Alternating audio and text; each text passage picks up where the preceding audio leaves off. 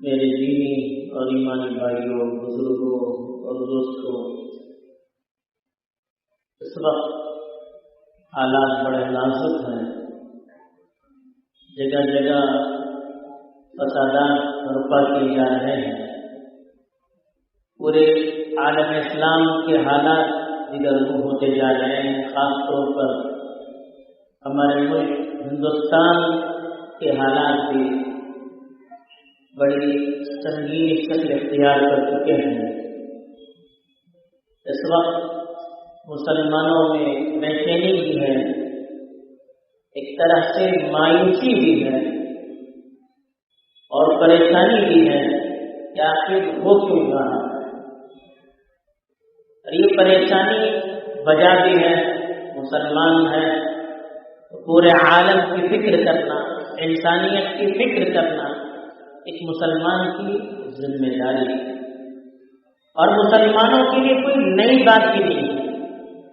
ادھر مسلسل 100-150 سال سے خاص طور پر عالم اسلام اور ہمارے ہندوستان کے مسلمان جس قسم کے حالات سے دوچار ہیں اور جس قسم سے ان کو ختم کرنے کی، ان کی شناخت ختم کرنے کی سازشیں اور تدبیریں ہو رہی ہیں، یہ کوئی ٹھگی چھپی بات نہیں ہے۔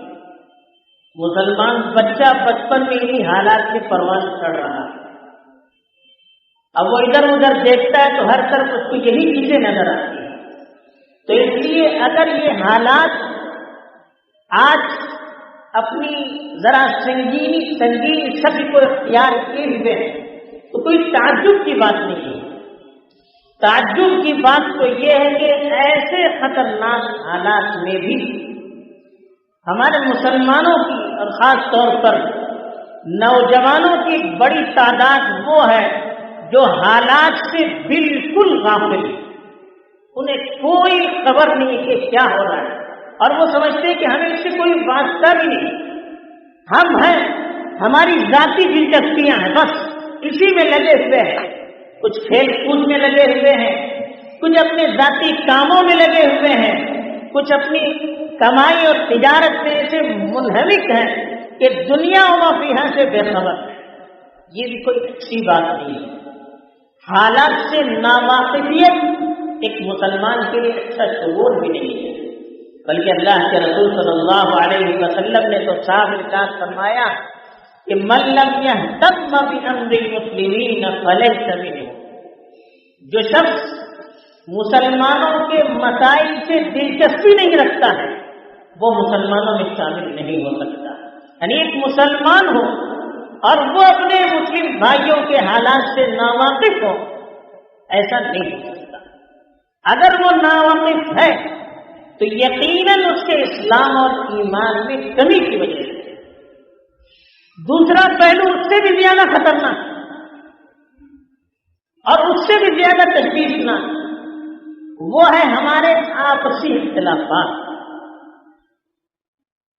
مسلمانوں کو تو سیسا پلائی ہوئی دیوار بن کر رہنا چاہیے تھا، مسلمانوں کو تو دوسروں کے سامنے ماڈل اور نمونہ بن کر رہنا چاہیے تھا، لیکن آج ان حالات میں بھی ہمارے آپسی جو تعلقات کس طرح سے ٹوٹتے چلے جا رہے ہیں اور دشمنیوں میں تبدیل ہوتے چلے جا رہے ہیں، یہ اس سے بڑا سنگین مسئلہ ہے۔ آپسی فسادات دشمنوں کے حملوں سے زیادہ ہمارے لیے سنگین اور خطرناک مسئلہ یہ ہے۔ آج ایک ادارہ دوسرے ادارے کو قبول کرنے کے لیے تیار نہیں، ایک فکر والے دوسرے فکر والوں کو قبول کرنے کے لیے تیار نہیں، ایک جماعت دوسرے جماعت کو انگیز کرنے کے لیے تیار نہیں۔ آخر کیوں ہو رہا ہے؟ سب کا مسئلہ ایک، سب کا دعویٰ ایک، لیکن آپس میں انتشار کیوں کر ہو رہا ہے؟ یہ ایک سوالیہ نشان ہے اور یہ غور کرنے کی چیز ہے۔ اگر مسلمان آپس میں متحد بن کر رہ جائیں، ایک جٹ بن کر رہ جائیں، تو دنیا کی کوئی طاقت نہیں ہے جو مسلمانوں کی طرف آنکھ اٹھا کر دیکھ سکے۔ یاد رکھیے، یہ آپسی اختلافات پہلے سے تھے، کوئی نئی بات نہیں ہے. کبھی آپ کو ایسا تاریخ میں نہیں ملے گا کہ سارے مسلمان ایک فکر پر متفق ہوں، سارے مسلمان ایک مسئلے پر متفق ہوں.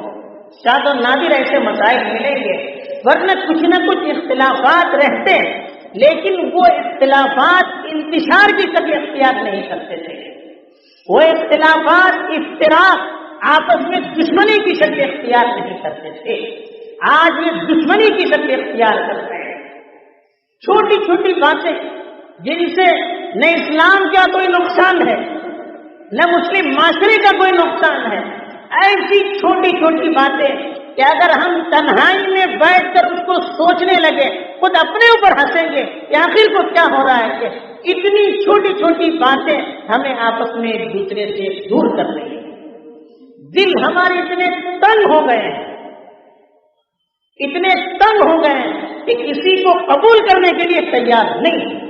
ہم جو سوچتے ہیں، ہمارا جو پلان ہے، ہماری جو فکر ہے، ہمارا جو طریقہ ہے، بس یہی 100% صحیح، باقی سب غلط. یہ سوچنے والے سب سے بڑے غلطی، سب سے زیادہ غلطی پر وہ لوگ ہیں جو اس طرح سے سوچتے ہیں. آج یہ مسئلہ بڑی سنگینی شکل اختیار کر چکا ہے. ہمیں ذرا اس پر غور کرنا چاہیے کہ کیوں آخر ہو رہا ہے، ہمارے دل اتنے تنگ کیوں ہو رہے ہیں، ہم دشمنوں سے زیادہ اپنی ملت کو نقصان کیوں پہنچا رہے ہیں. دل کو وسیع کرنے کی ضرورت ہے. اللہ تعالیٰ نے صاف ارشاد فرمایا کہ وَلَا تَنَازَعُوا فَتَفْشَلُوا وَتَذْهَبَ رِيحُكُمْ وَاصْبِرُوا، کہ آپس میں اختلافات مت کرنا، تم ناکام ہو جاؤ گے، تمہاری طاقت ختم ہو جائے گی. آخر کیا کرنا چاہیے ایسے موقع پر جب رائے میں اختلاف ہو جائے، فکر میں اختلاف ہو جائے، طریقہ کار میں اختلاف ہو جائے، تو کرنا کیا چاہیے؟ ہماری مرضی کے خلاف ہو، ہمارے جذبات ہمارے ساتھ دینے کے لیے تیار نہ ہو تو کیا کرنا چاہیے؟ وَاصْبِرُوا، اس کا بھی حل اللہ نے بتایا. آپ صبر کیجیے، آپ برداشت کیجیے، اپنے نفس کو، اپنے جذبات کو ذرا کنٹرول میں رکھیے، تب امت ترقی کی راہ پر گامزن ہو جائے گی. اگر ہم اپنے جذبات کی رو میں بہتے چلے جائیں گے، نفس جو کہتا ہے، جذبات جو کہتے ہیں، شیطان جو کہتا ہے، اس پر ہم عمل کرتے چلے جائیں گے تو پھر امت ٹوٹ کر برباد ہو جائے گی، اور دشمن جتنا ہمیں تکلیف دے رہے اس سے زیادہ امت کو تکلیف اور بربادی ہو جائے گی. لاشا، بے جان لاشا بن کر امت رہ جائے گی. جب لاش پڑی رہتی ہے تو کوے ہیں، چیل ہیں اور کتے ہیں، ہر طرح کے جانور اس کو نوچنے لگتے ہیں. تو یہی حالت ملت اسلامیہ کی آج ہمیں نظر آ رہی ہے. آپسی اختلافات نے ہمیں اتنا چور کر دیا، اتنا نڈھال کر دیا کہ ہم بے جان لاشاں بن چکے ہیں. ہر شخص بری نگاہیں ہم پر اٹھایا جا رہا ہے، ہر طرح کی طاقت ہمیں کمزور کرنے پر تلی ہوئی ہے. ایسے ٹوٹ پڑے ہیں جیسے کوے، کوے، چیل، کتے، بلیاں کسی لاشے پر ٹوٹ پڑتی ہیں. یہ حالت امت مسلمہ کی بن گئی ہے. آج ہمیں سمجھنے کی ضرورت ہے. اللہ کے رسول صلی اللہ علیہ وسلم کی باتوں کو ہمیں سرما بنانے کی ضرورت ہے. اپنے لیے سبق اور اپنے لیے عملی زندگی میں ایک نمونہ اور ماڈل بنانے کی ضرورت ہے. اللہ کے رسول صلی اللہ علیہ وسلم نے ارشاد فرمایا مثل المؤمنین فی توادهم وتعاطفهم مثل الجسد اذا اشتكى منه عضو تداعى له سائر الجسد بالسهر والحمى او كما قال علیہ الصلوۃ والسلام. فرمایا مومنوں کی آپس میں ایک دوسرے کے ساتھ ہمدردی کرنے کی، ایک دوسرے پر شفقت اور مہربانی کرنے کی مثال ایسی ہے جیسے ایک جسم کے کسی بھی حصے کو تکلیف ہوتی ہے، سارا جسم اس کے درد کو محسوس کرتا ہے. سارا جسم ٹوٹ جاتا ہے جب کسی حصے کو تکلیف ہوتی ہے. تو ایک جسم بن کر ہمیں رہنا چاہیے تھا کہ ایک کی تکلیف ہماری تکلیف، اس کی پریشانی ہماری پریشانی. ایک پکا مسلمان کی یہ نشانی ہے کہ دنیا کے کسی کونے میں تکلیف ہو جائے، تو ہمارا درد اس کو ہمارا دل اس کے درد کو محسوس کرے، ہمارے دل کے اندر تکلیف ہو، ہمارا دل پریشان ہو جائے، ہماری نیندیں اڑ جائیں کہ ہمارے بھائیوں کو تکلیف ہو رہی ہے، بلکہ کسی بھی انسان پر ظلم ہو جائے تب بھی ہمیں تڑپنا چاہیے تھا۔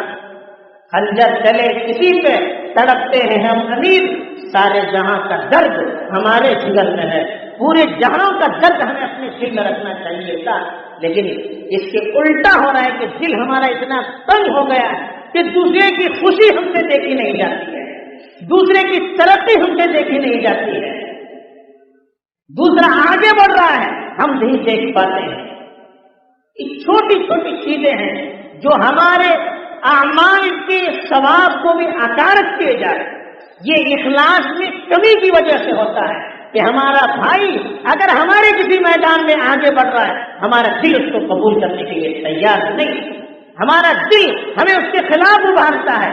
یہ اخلاص کی کمی کی علامت ہے، یہ حسد اور بغض کے ہونے کی علامت ہے، یہ دل کے اندر نفرت کی انگاری کے ابلنے کی علامت ہے۔ تو اس لیے ہمیں دوسروں کی ترقی سے تو خوش ہونا چاہیے۔ ہمیں تو کہا گیا کہ انما المؤمنون اخوہ فاصلحوا بین اخویکم، ایمان والے تو آپس میں بھائیوں کی طرح ہیں، آپس میں ایک دوسرے کی اصلاح کرنی چاہیے، ایک دوسرے کو جوڑنا چاہیے، توڑنا نہیں چاہیے، کاٹنا نہیں چاہیے، انتشار کرنا نہیں چاہیے، قریب کرنا چاہیے، غلطی ہو نظر انداز کرنا چاہیے۔ اللہ کے رسول صلی اللہ علیہ وسلم کو سب سے زیادہ جو نفرت ہوتی تھی وہ آپسی اختلاف سے ہوتی تھی، اس کو جاہلیت کا عمل قرار دیا۔ انصار اور مہاجرین میں جب اختلاف ہوا، اللہ کے رسول صلی اللہ علیہ وسلم نے ناراضگی سے کہا کہ جاہلیت کا عمل ہے، اس کو اسلام میں کیوں آپ پروان چڑھا رہے ہیں؟ ہمیں تو جوڑنا چاہیے۔ اللہ کے رسول صلی اللہ علیہ وسلم منافقوں کو، منافق کہتے ہیں جن کا دل مومن نہیں، صرف زبان سے اسلام کا دعویٰ کرتے تھے، دل سے مومن نہیں تھے، صرف ان کے ظاہری اعمال کی وجہ سے ان پر تلوار اٹھانے میں احتیاط کیا، ان کو اسلامی معاشرے سے باہر نہیں کیا، کہیں دشمن ان سے غلط فائدہ نہ اٹھائے۔ تو منافقوں تک جو مسلمان نہیں تھے، ظاہر میں مسلمان تھے، اللہ کے رسول صلی اللہ علیہ وسلم نے ان تک کو برداشت کیا، تو ہم اپنے مسلمان بھائیوں کو، ساتھ میں رہنے والوں کو کیوں برداشت نہیں کرتے؟ تو ہمیں اس پہلو پر غور کرنے کی ضرورت ہے۔ آپس میں اگر کچھ ہو جائے، اصلاح کرنے کی ضرورت ہے، جوڑنے کی ضرورت ہے، ملانے کی ضرورت ہے۔ ہر آدمی کو اس کا کام کرنا دیجیے۔ اگر دین کا کام کر رہے ہیں، اسلام کا بول بالا ان سے ہو رہا ہے، دین کی ترقی ہو رہی ہے، ایمان کی ترقی ہو گئی ہے، اسلامی معاشرے میں اصلاح کا کام ہو رہا ہے، ہمیں تو خوش ہونا چاہیے کہ میرے دین کا کام ہو رہا ہے، میری نبی کی سنت آگے بڑھ رہی ہے، ہمارا دل تنگ کیوں ہوتا ہے؟ تو اخلاص تو یہ ہے کہ ہمیں دین کے ہر عمل سے جو صحیح نہج پر ہو، صحیح طریقے پر ہو، اسلامی شریعت کے مطابق ہو، اس پر ہمیں خوش ہونا چاہیے۔ ایسے لوگوں کو ہمیں اپنے گلے سے ملانا چاہیے، دور نہیں کرنا چاہیے تھا، لیکن ایسا نہیں ہو رہا ہے۔ یہ حیرت کی بات ہے، یہ سوچنے کی بات ہے۔ اللہ کے رسول صلی اللہ علیہ وسلم نے تو یہاں سے فرمایا المسلم اخو المسلم لا یظلمہ ولا یشتمہ، مسلمان تو مسلمان کا بھائی ہے، اس پر ظلم نہیں کرتا ہے، اس کو دشمن کے حوالے نہیں کرتا ہے، اس کا ساتھ نہیں چھوڑتا ہے، بلکہ یہاں تک فرمایا من کان فی حاجت اخیہ کان اللہ فی حاجتہ، جو اپنے بھائی کی مدد کرتا رہتا ہے اللہ اس کی مدد کرتے رہتے ہیں۔ ہمیں تو تعاون کرنا چاہیے آپس میں، ہمیں تو ایک دوسرے کی ترقی کی فکر کرنا چاہیے۔ جب یہ صفت ہمارے اندر ہوگی تو پھر اللہ کی مدد ہمارے ساتھ آئے گی۔ آج لوگ کہتے بھی ہیں کہ قرآن کی آیتیں ہیں جس میں وعدہ کیا گیا ہے کہ اللہ کی مدد ایمان والوں کے ساتھ ہے، تو پھر کیوں مدد نہیں آتی؟ ان اللہ یدافع عن الذین آمنوا، اللہ تعالیٰ نے صاف قرآن مجید میں ارشاد فرمایا اللہ دفاع کرتے ہیں، اللہ حفاظت کرتے ہیں، اللہ مدد کرتے ہیں ایمان والوں کی۔ ان سے مدد کرتے ہیں، دشمنوں کے مقابلے میں مدد کرتے ہیں، لیکن کب کرتے ہیں؟ جب وہ ایمان والے ہیں، ان کے اندر ایمان ہو، مومنانہ صفت ہو، نام کے مسلمان نہ ہو، ووٹر لسٹ میں مسلمان نہ ہو، آدھار کارڈ پر مسلمان نہ ہو، دل مسلمان ہو، اخلاق مسلمان ہو، اعمال مسلمان ہو، معاشرت مسلمانی ہو، تب اللہ کی مدد آتی ہے۔ اور کہا ان اللہ لا يحب كل خوان کفور، اللہ تعالیٰ خیانت کرنے والوں کو، ناشکری کرنے والوں کو کبھی پسند نہیں کرتے۔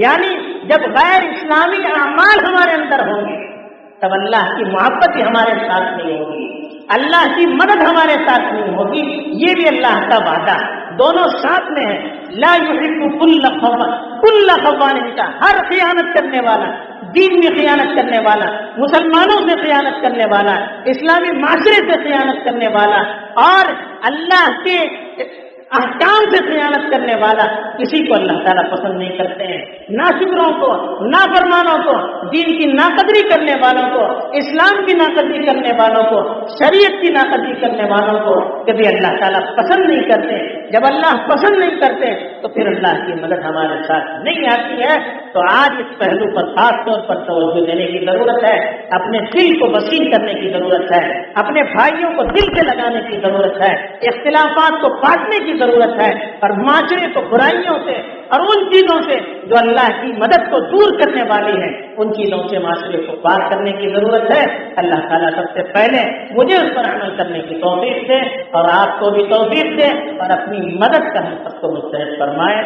آمین۔ وآخر دعوانا الحمدللہ۔